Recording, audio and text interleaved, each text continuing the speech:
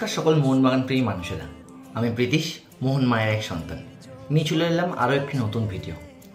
হ্যাঁ, আজকে থাম্বনেল দেখি আশা করি আপনারা বুঝতে পেরে গেছেন। হ্যাঁ, ঘরের ছেলে ঘরে ফিরছে, প্রীতম কোটাল আবার ঘরে ফিরছে।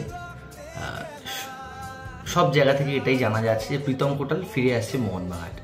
শোনা যাচ্ছে ট্রান্সফার ফি অবধি নাকি দিয়ে দেওয়া হয়েছে প্রীতম কোটালের জন্য কেরালা ব্লাস্টার্সে। তো এই প্রীতম কোটাল আসার ফলে একটি জিনিস তো পরিষ্কার হয়ে গেল যে আনোয়ারের যে পিএসসি যাওয়ার ঘটনা, আনোয়ার সম্বন্ধে যে কি হচ্ছে সেটা আস্তে আস্তে অনেকটা শেষের পথে। দুজনের মধ্যেই মিউচুয়ালি হয়তো ব্যাপারটা মিটে যাচ্ছে এবং সেটা অনেকটা শেষের পথে। এবং প্রীতম দাকে একটা ব্যাকআপ হিসেবে নিয়ে আসা হলো, যে কিনা সেন্টার ব্যাকও খেলতে পারবে আবার রাইট ব্যাকও খেলতে পারবে।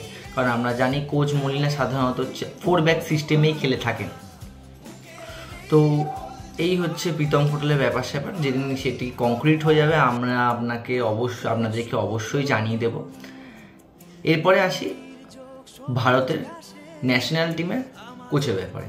ভারতের ন্যাশনাল টিমের কোচ হচ্ছেন মানালো মার্কেস রোকা, যিনি কিনা 2000 খুব সম্ভবত ভুল না হলে হায়দ্রাবাদের সঙ্গে একবার আইএসএল জিতেছেন এবং এখন তিনি এফসি গোয়ার বর্তমান কোচ 2025 মে মাস অবধি।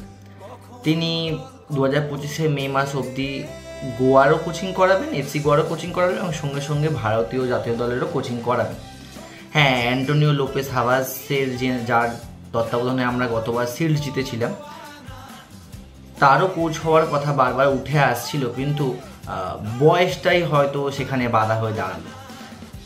কারণ সেখানে ভারতীয় ফেডারেশন চাইছে, এআইএফএফ চাইছে হচ্ছে যে অন্ততপক্ষে যাকে কোচ করা হবে সেই জন্য 3 বছর থেকে 4 বছর অন্ততপক্ষে দলটাকে চালনা করতে পারে।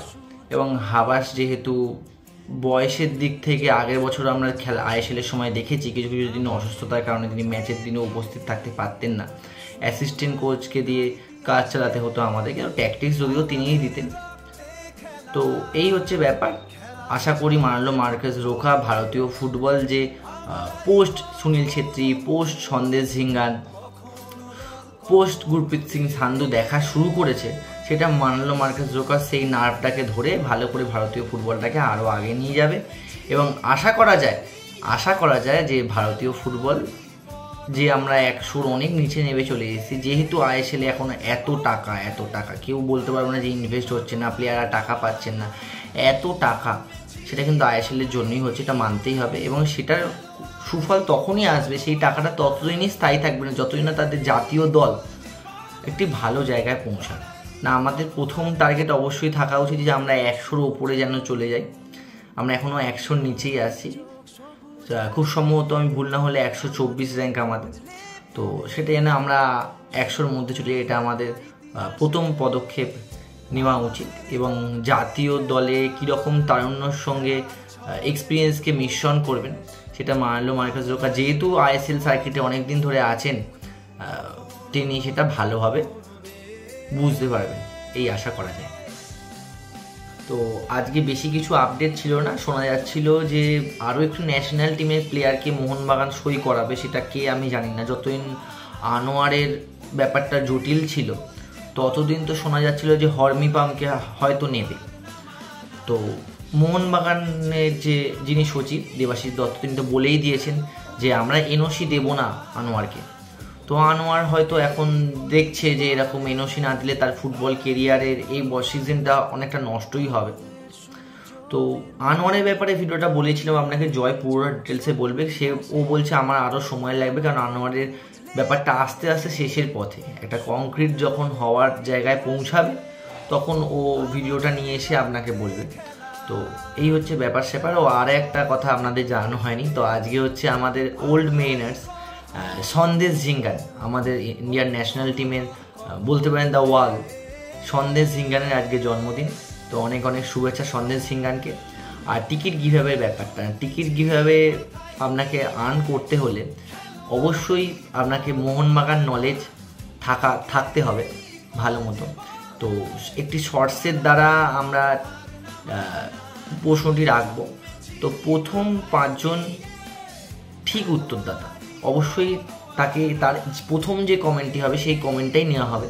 প্রথম 5 জন ঠিক উত্তরদাতার মধ্যে একজন লাকি ড্রয়ের মাধ্যমে বেছে নেওয়া হবে এবং সেই শর্টসটি আসবে 24শে জুলাই। হ্যাঁ, 24শে জুলাই যখন আসবে তখন থেকে 12 ঘন্টা সময় দেওয়া হবে এবং 12 ঘন্টা সময়ের মধ্যে আমরা নেব। তারপরে তার সাথে আমরা যোগাযোগ করার সুযোগ পেলে তো যোগাযোগ করব, না হলে আপনারা পরবর্তীকালে ভিডিওতে মানে 25 তারিখের ভিডিওতে জানিয়ে দেওয়া হবে তার নাম। তো সে তখন তার কমেন্টে তার নাম্বার বা ইনস্টাগ্রাম আইডি বা ফেসবুক আইডি কিছু একটা দিলে তার সঙ্গে আমরা যোগাযোগ করে নিই, তার হাতে আমরা ম্যাচ ডের টিকিটটা দিয়ে দেবো। যেটা কিনা আমাদের আছে হচ্ছে, আমরা জানেন মোহনবাগান নিজেদের অভিযান শুরু করছে 27শে জুলাই ডাউন টাউন এসসির সঙ্গে। তো সেই ম্যাচ নিউ অ্যানালিসিস আশা করা যায় আসবে তার আগে। তো আজকের ভিডিওতে এই অবধি, দেখা হচ্ছে আপনাদের সঙ্গে পরবর্তী কোনো ভিডিওতে। ভালো লাগলে লাইক, কমেন্ট ও শেয়ার করবেন, আর চ্যানেলে নতুন হলে একটু সাবস্ক্রাইব করে পাশে থাকবেন। জয় মোহনবাগান।